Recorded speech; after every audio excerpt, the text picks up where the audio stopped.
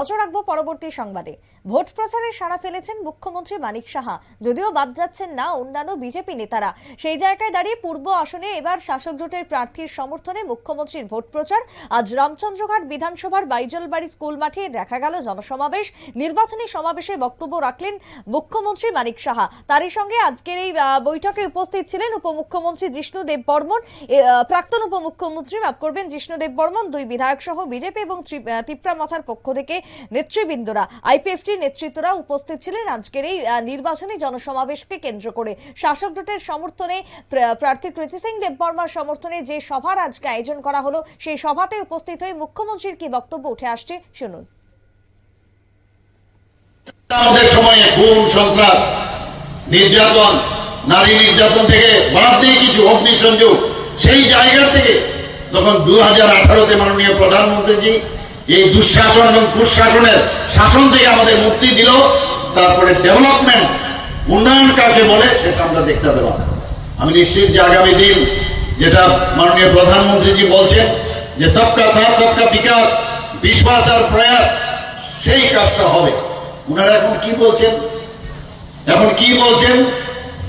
বলছেন যে না, এখন সময়ের কারণে আমরা একজনের হাতে আরেকজনের হাত মিলিয়েছি।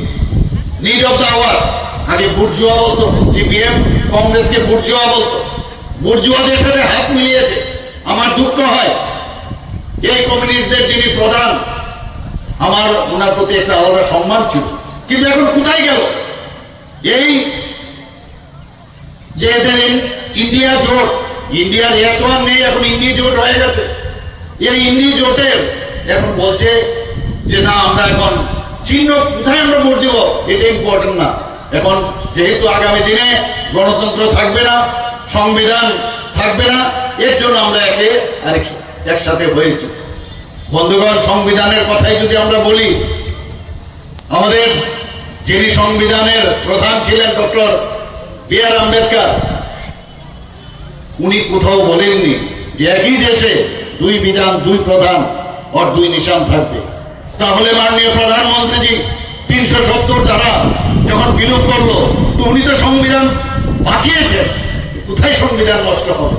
এক জায়গায় বলা হয়েছে যদি ডক্টর বি.আর. আম্বেদকর এখন নিজেও ফিরে আসেন আর উনি যদি চান সংবিধান পরিবর্তন করবে, সেটাও সম্ভব না। সংবিধান কোন সময় পরিবর্তন করা যায় না।